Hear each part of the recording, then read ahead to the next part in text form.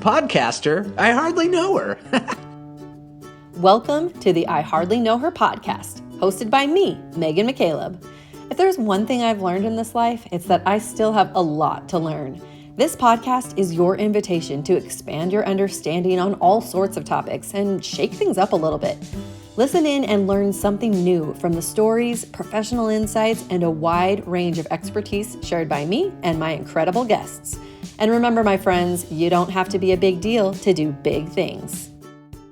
Well, hello there, listeners. Welcome back to another episode of the I Hardly Know Her podcast. I'm your host, Megan McCaleb, and I'm excited to bring to you another comrade in the art form of improv.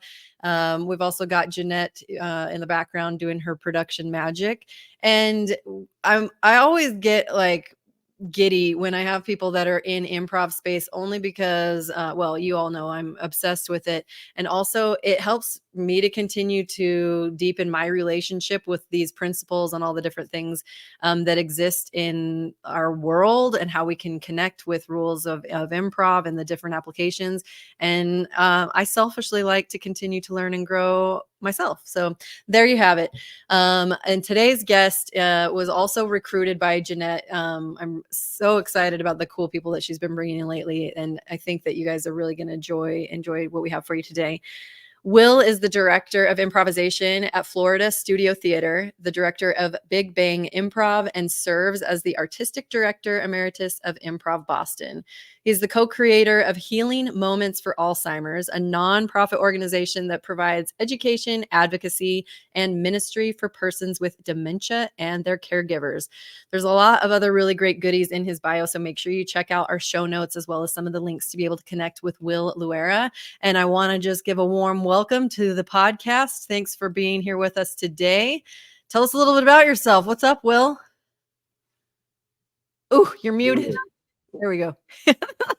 Now tell thank us. you so much. No problem. Yeah, thank you very much. I'm very happy to be here, and thank you for the introduction. Yeah, that covers a lot of my improv interests, and I say improv interests because improv has opened doors into other interests outside of performance that I'm very thankful for as well. Cool. Well, why don't we start there? Tell me more. What type of doors were open? Let's walk people through those doorways. Sure. So improv has been my full-time career probably for about the last 10 years. I've been doing improv in totality about 30 years. Wow. But in the last decade or so, my career started to shift not only into working with people with different cognitive disabilities like dementia and Alzheimer's, but it's also moved me into a lot of leadership development as well. So one of the additional careers that have opened up for me has been workplace mediation, helping conflict in the workplace, and leadership training, and also I'm also now a CrossFit coach. And part of that came out of yes-anding just life in general. But also I've learned a lot in the process of focusing on physical fitness. I've also started to understand improvisation as a form of mental fitness. Ooh, yeah. I was totally going to take you there if you didn't get us there quick at some point or quick enough, because I did see that you're also into CrossFit, which I have tried twice, and it's not my jam. I do like to work out, but I tried it a couple times several years ago. I signed up to do a Spartan race. I don't know if you've ever done one of those, but so of course my friends were like, "Oh, you should do CrossFit," and stuff. And I was like, "Oh my gosh, how do people do this? Is like so intense." So I would love to know more about like, what was your introduction into that? Were you seeking that out? Did you have a friend that drew you in? Like what drew you into CrossFit first of all? And we'll kind of start connecting some other dots. Sure. So when I was still in Boston, I used to drive by CrossFit Gym all the time. And I used to work on my own. I had an app that I would use, and I would go to Planet Fitness and work out. And it was working pretty well for me, but I was intrigued by this concept of CrossFit. Then once I moved to Sarasota, I was a runner. I was running every morning. I would somewhere between 5 to 10K every morning. And I would always run by a CrossFit gym, and it would always be right there. And then suddenly so finally one day I'm like, you know what? I just have to go check this place out. I walk in, they invited me to do a class. I started out like twice a week, then 3 times a week. And then I got hooked. And I think the reason why, and I think this really can speak to an improviser, is that there's at least the gym that I go to still. There's a community aspect to it, right? It's like you are working together to complete this task. In this case, this Mm. task is a task of fitness, and that idea of working together as a community and supporting each other really it's what got me in, and it's what's kept me there. Okay, so how long did you say you've been doing it now? Did I miss It's that going to part? be about 9 years soon. 9 years. Oh, wow. Yeah. Yeah, that is amazing. Okay, and Mhm. so then you also started tethering together, like, the mental fitness, along with, like, having physical fitness. So what are some of these parallels that you experience or that you witness when you work with other people about how to stay mentally fit or how to even start down that path? I don't know if that's a better place to start is how do we bring awareness to having mental fitness? So my language in teaching improv has changed since I started to do CrossFit. And what I'll sometimes tell folks is, when you go to the gym for the first time in a long time, you go in and you just work on some equipment, you do some exercises. How are you going to feel the next day? And most of the time, if not everybody will say, but a majority of people say sore, right? Mhm. And then we sort of we unpack that. I'm like, you're probably feeling sore because these are muscles that you have not used in a while, if ever. So what we're about to do in this improv workshop is we're going to work out muscles that you have not used in a while or ever, right? And so it might feel a little uncomfortable at first, right? You might not as you do it, you might want to retreat from it before you continue to do it. Very much like you're working out for the first time in a long time. And those muscles, though, in improvisation, we're working on is listening or support or making eye contact or using your body, doing body language, or using your vocal instrument in different ways.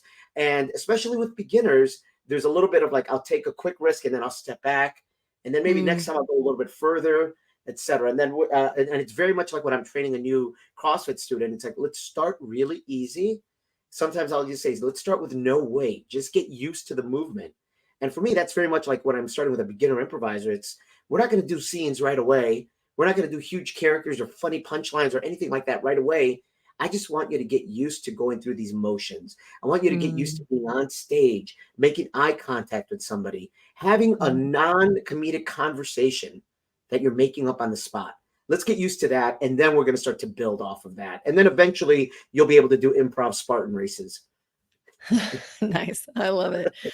So you mentioned that you're like a lot of your workplace training, or maybe I'm projecting that it's a lot, but with the focus though on conflict management or conflict resolution, is that specifically what people are looking to bring you in for because there is some of that intensity already happening, or the mediation? And that's the word. I was like, I know there was a word in there that I wanted to follow up on, or is a lot of this preventative or is it both? What are you finding with your clients in the workplace of like when do we get a step in? How much of this is preventative and how much of this is like red alert?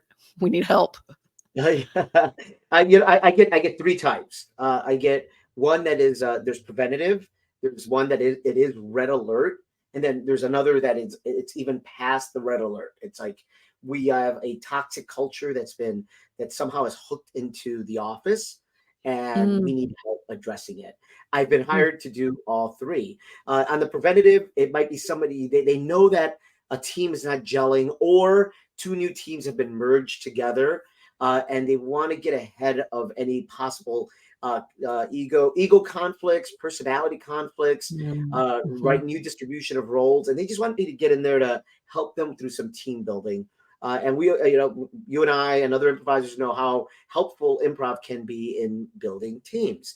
And so Yeah. that's preventative. And sometimes when we get into that red alert space, there's been Mhm. an issue. There's been a conflict, and they want me to come in and address that. And that's a little bit more. I asked whoever the HR manager is, or whoever the manager that hired me is, and I'll ask them, what are the symptoms, what is happening. Okay, Mm, we have one mhm. person who's been uh, who's been getting in the way of a lot of people, making people feel nervous. We have some people that are feeling nervous to speak their own minds, etc. I'll get those Mhm. symptoms. I'll come up with a workshop that'll help address that. Then the other time, then there's when it's already past the point.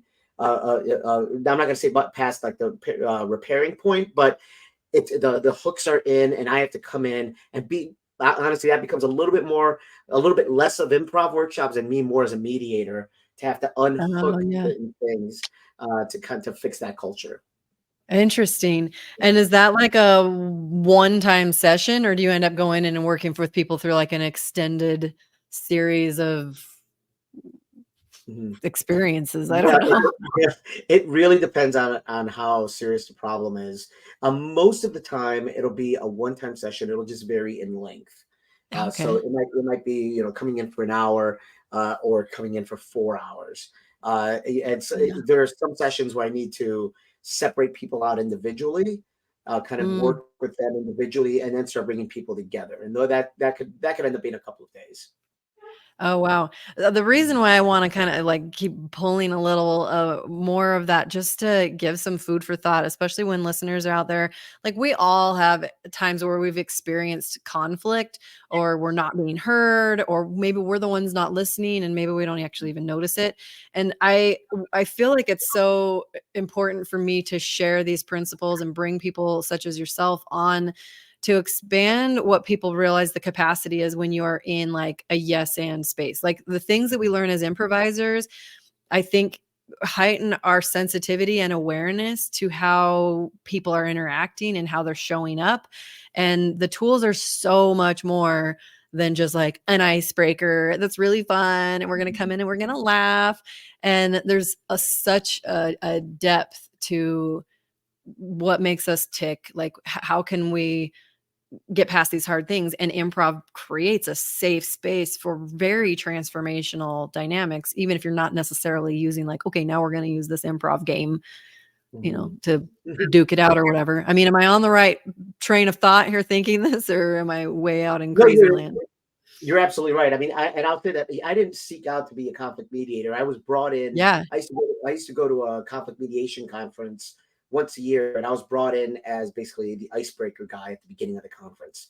Like I would Yeah. come in and for an hour run a workshop with the 200 attendees of this conference, and then one day the dean of this of the university that runs this thing was like, "Hey, a lot of the things you're hitting in your workshop speak directly to what it means to be a conflict mediator." Because I was talking about reading body language, about having emotional empathy, about Uh-huh. using humor, right, to kind of warm up the space and start to create that safe space and let people open up. I wasn't even thinking about workplace mediation. I was just doing an improv icebreaker Yeah. workshop. But he connected those dots, and then eventually that got me. That's how I started to move into workplace mediation. And it's a lot of what we do in improv. Like again, reading body language. Well, what is the person, what are they saying with their face and their body? Now that normally that Mhm. would be, we would use that to start a scene, right? They're expressing status or they're expressing emotion to start a scene. But in this case, it's a workplace and thousands, if not millions of dollars are at stake. Right. And Right. so we gotta unpack it a little differently. Yeah. And I think that's so incredible. I love it because I know how let me say it like a robot, how transformational, it is for me, and how much it does help me in my most challenging moments. So thank you for sharing that. And, um, kind of in that space too, like, so as people start equipping themselves with these types of tools, I think it helps possibly, I don't want to maybe bridge immediately to it, but I am super curious about like how and when you started doing the stuff in the with the Alzheimer's groups and the dementia. What's the correct way of saying it? They said at the beginning, cognitive. Right. Cognitive, like disability or Yeah, cognitive yeah, limitation. okay. Yeah, was Yeah. that something that just sort of came up, or did you seek that out as like, "Hey, wait, this is super helpful." Like, how did this enter your space? So I'll begin by saying that after doing improv for a number of years, I really do feel the only way I could express it is that it starts to change your DNA. And I think I started to go into like my business mindset became a yes and, or I should say yes and. The yes and mindset became my business mindset. And whenever anyone brought a problem to me or an opportunity to me, I would immediately explore it. I would immediately yes and what they were bringing to me. So about Mhm. 20 years ago now, I had a student. She was in the School of Theology at Harvard. and she was one of my students, and she was just working her way through our program. And then at about like level 2 out of a 6-level program, started to share that her mother was starting to suffer from dementia. And then a couple levels later, she shared a story of her going to visit her mother, and that the caretakers, although they meant well, were not able to essentially yes and where her mother was at during specific episodes, specific Alzheimer's episodes, where suddenly, like if her mother suddenly went back 30, 40 years, the caretakers would not be able to go back there with her. Instead, they would try to correct her, right? But try to bring her back to the present. And when you see somebody that is excited to see their husband for again, because they're about to go on a date, and then you tell them, actually, your husband died 20 years ago. What are you talking about? Oof. That person, the patient's going to relive that emotion as in the same way they did 20 years ago, right? And so what my students said is like, there must be a way to yes and that, because the episodes are not going to last too long. It'll be done after 10 minutes or so. But for those 10 minutes, we could yes and their story until they come back to the present. And so that's where it started. We started with caretakers and helping them understand the power of yes and in helping their patients. Eventually, it grew beyond that. And now what I do, most of my work is working with the patients themselves, with anyone who might be showing symptoms or where Alzheimer's or dementia runs in their family. Oh, wow. That is so incredible. And it went a different direction than I was expecting. I'm picturing these being really helpful tools. Just for me being able to interact, like if I had a family member that's affected, which I think is the case as well. Or maybe like using improv as a preventative tool to help maintain our mental agility. I don't know if it has any documented scientific benefits to help prevent us from having mental deterioration as we get older. That's kind of just where my brain is going. And I feel like that's amazing. So like, as people are implementing this, what kind of feedback are you getting from caretakers and from the family dynamics? Like what's unfolding for the positive use of this? So first of all, just to go back to something that you were speculating, you're absolutely right that we're now far enough in this that there is documentation to show the positive effects of specifically improvisational training for patients, keeping the mind active. And it's an extension of what we already knew before, whether it was crossword puzzles or Sudoku or anything like that, where your brain working like a muscle, keeping it working in that way helps to develop neural pathways that in the future will help you, especially once if you start to suffer from any sort of cognitive disability. It's further reinforced. There's been other studies that show that not only doing work, mental work, but also doing mental with physical work firms those connections even more. It makes them even stronger. And so you look at what we're doing with improvisation, even a game like Red Ball. Red Ball is both a physical and a mental game. Both of these things are working at the same time, right? And so it's firming up those pathways that much more, and it's doing it in a fun way, right? And I'll circle back to the fun thing because I think that's important as well. So the response has been very positive. The caretakers have been very positive. Every organization that I've worked with it's been very positive. And I'm at a point now here in Sarasota where I live, which has a large retired community. I now have 7 active residencies in different retirement centers and assisted living facilities and memory care centers, where I come in once a week, twice a month, etc. So that, to work with different communities in this way. I had today, in fact, a couple of hours ago, I had a class, and I had the benefit of bringing my parents with me. Now, my parents only know me as like an improv show guy. They've never seen me do my work outside in the community, and like they loved it. I mean, they were really moved by what I was doing, and they got to see the benefits of the work that I do. Oh, that's so cool. I don't know if my parents have any idea what I do. Like, I mean, my mom did come to a workshop years ago. My stepdad has not, but they have been to shows and stuff. And I think it is like a little jarring. And I do other things besides, well, like you have a couple of different things that you juggle, right? And Yeah. sometimes I'm teaching public speaking and sometimes I'm teaching leadership workshops with improv, and it's all the same general mechanics. They're Right. just a little bit different deliverable. And so my mom's always like, I don't know how to explain exactly what you do, but something to do with improv and yes, and that's Right. good enough. I love it. Okay, so there was something in there in some of my notes from learning a little bit about you. You gave one very nice nugget, a very simple little piece of advice that you would give people who are just starting out, and it was for people to be kind to themselves. Do you remember writing that? I do. Yeah. I'm like, sometimes I've been on these show notes and people are like, oh, I wrote that. I'm like, okay, how long ago did we get these? so tell me, like, I love hearing that, and I want to know why do you want to tell that to people, and what was like a moment where you had to learn to do this for yourself?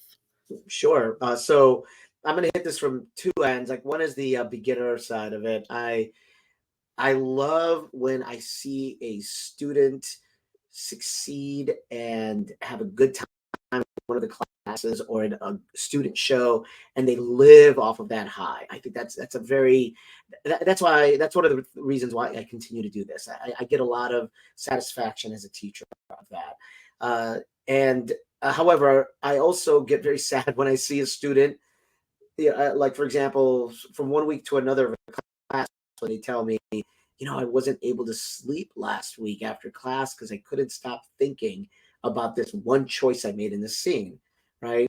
And I have to often remind them that that the scene that they did, it's never going to be done again. Like, that one scene is never going to be done again. So don't dwell on it too long. Get an understanding of what went wrong, right? And then remember all the things that went well. Continue to celebrate those and move on. Process a little bit.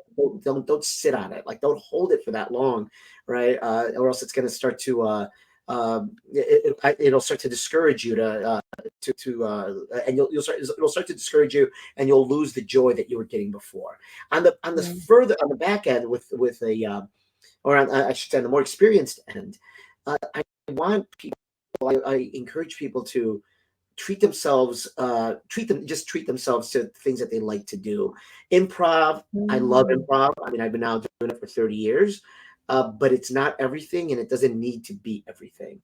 It's okay to take care of yourself in other ways, right? Go find, if you enjoy, we were just talking about this before we started. If you enjoy a good meal, treat yourself to that nice meal, right? If you want to go see a movie, go see a movie. If you want to travel somewhere, go to that place. If you want to hang out with a non-improviser friend, go hang out with that non-improviser friend. It's okay. Like, treat yourself, be nice to yourself, and don't beat yourself up when if something doesn't fit into that improv circle all of the time. Those are wise words. It took me a little while to learn that. I was definitely in the depths for a while, and then I was like, oh, there's other things to enjoy. And who knew? I found paddleboarding, and I love it. In many ways, to go back to like we were talking about at the beginning, like CrossFit became like my new improv. It became my. I often tell people, like, find your meditation, right? And it doesn't need to be meditation. It could be something else that just puts you in the moment. And improv used to be that thing until now I run a community. I run a theater. I direct different shows. It's no longer that thing for me, but CrossFit has become that thing that it's my meditation space. I get into this space and then I come out of it. But for that 1 hour, I've been very present in whatever it is. But it could be paddleboarding, it could be knitting, it could be kite flying, whatever it is. Find that meditation. Absolutely.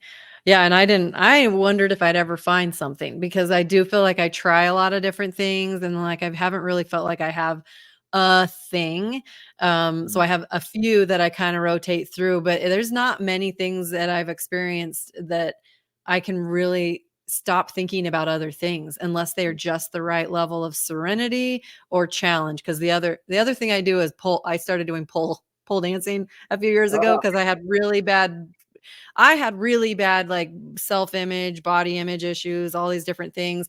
And this is just such a random tangent, other than I guess it goes to prove your point of like, I didn't really know what to expect. And I thought I had this one idea of what it was going to do for me personally. And then I found this community of like, just a really far more diverse group of people than I would have ever guessed, and just so much welcomeness and laughing and like, laughing with and at each other because we're like trying very difficult things. Like it's a challenging sport. And anyway, between that and paddleboarding, those are like pretty much the only things where I genuinely like my brain goes somewhere else, and it's only focusing on this. Like I have to focus, otherwise, whatever, I'll crash and bonk my head on the ground. But You're anyway. exactly right. Yeah. So it's important to have like in CrossFit, if I'm not in the moment, I'm going to hurt myself. Right? Yeah. And, yeah. I get And it. the difference it makes too, like when you're doing something with that kind of physicality too, which I do enjoy going to the gym when I go see my trainer, because I'm too overwhelmed to go and not have someone tell me things.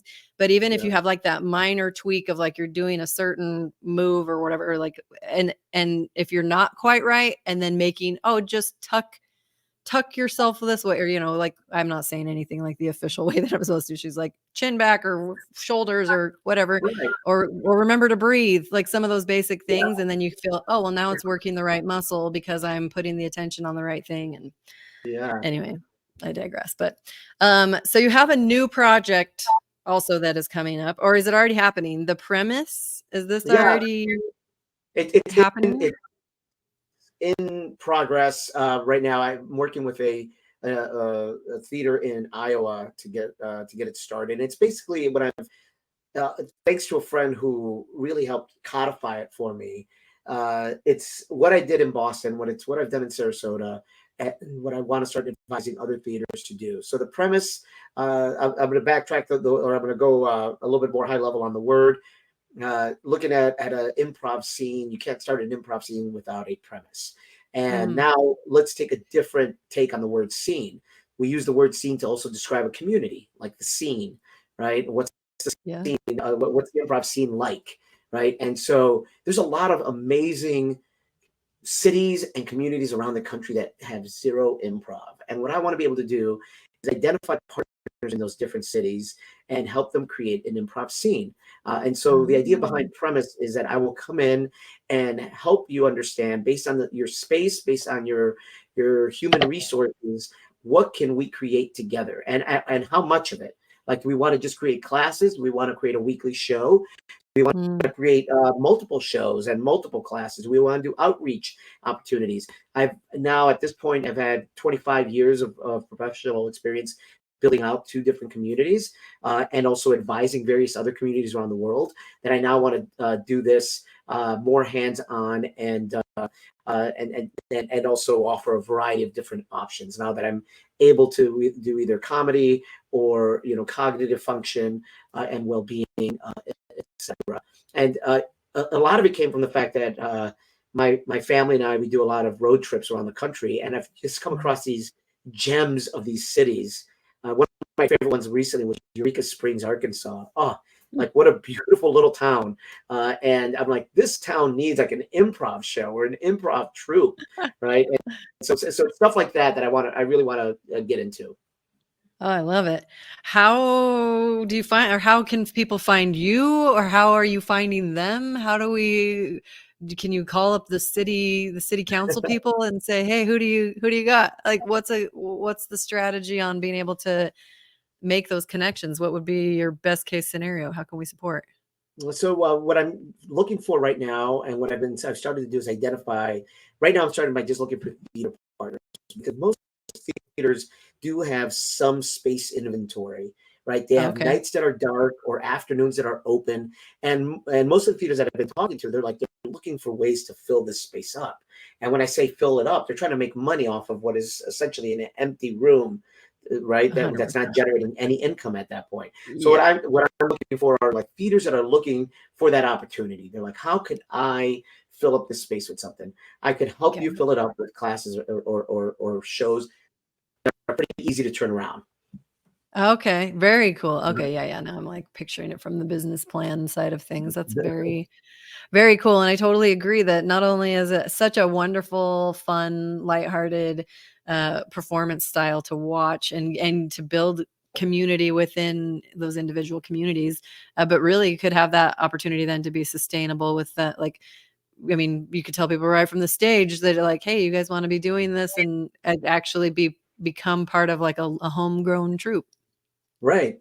And So it's I a, and love like it. every community has different needs. Like there might be one Yeah. community that is looking for just that. They want an outlet. They want a comedic outlet. They don't have an improv troupe. So let's focus on that. Or Yeah. you have a lot of youth that are looking for something to do. So let's create some youth programming and shows for them. Or you have a retired community and you're looking for some Mhm. way to engage them. Here's this. Yeah. Oh, I love it. Mm. I love how much you are using your energy and insights to create something that really gives back and shows other people how to be part of the reciprocity of giving and receiving in all these yummy ways. It's so wonderful.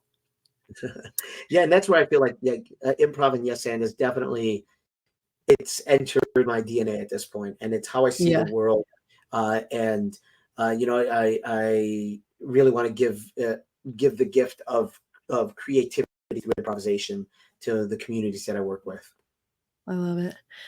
Thank you so much, Will, for taking time to join me on the podcast and talking about some of these different really cool and honestly like just life-changing applications. Like these are things that can make our jobs easier, our challenging relationships easier to navigate, like all of the things. One of the things that I think about a lot when I'm teaching in the workplace is like it's really easy for us to say yes when we want to. If it's something that we look forward to and that it's fun and that we agree with, and it's the game changer and so powerful when we use yes and like especially when things are challenging and it Mm, levels us up and helps us to be, I think, better individuals and better community members. agreed, agreed. And I'm glad you said that in regards to challenging situations. I tell my students often that yes and is a very powerful listening and an important tool for giving and taking, but it doesn't necessarily mean that you agree with the other person. Yeah. But what it does say is that you heard what they said. I heard Mhm. you, and I am acknowledging that, respecting that, and I'm giving it space. And now I'm going to share my point of view, right? And my point of view might line up with yours, and I might 100% agree, or it might be a little bit off of it, and that's okay. Because if we're in that Mhm. space of yes, and we're going to acknowledge what the other person is saying, look for those spaces of agreement, right, and continue the dialogue from that space. I love it. Thank you for helping to create a safe space for the listeners out there. And that I know that there's like just a really the feedback that I get from my listeners is that they love the guests that I bring on that help them see things from a different perspective. It might be a topic that I do have people on with about improv a lot, and yet I think it still continues to expand. And then on the other topics that I bring people on with like really sometimes challenging social issues or different perspectives that we may not agree with religiously or politically or whatever the different things are without getting too hairy.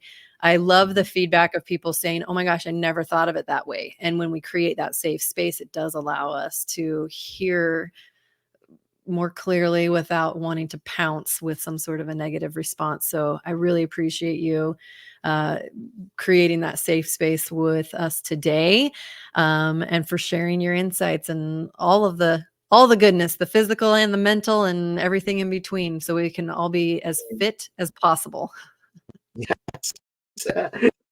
Thank you, Megan. I really appreciate that, and I really enjoyed the conversation. Thank you so much for giving me the opportunity to share with you. Awesome. I love it. And thank you, listeners, for tuning in again.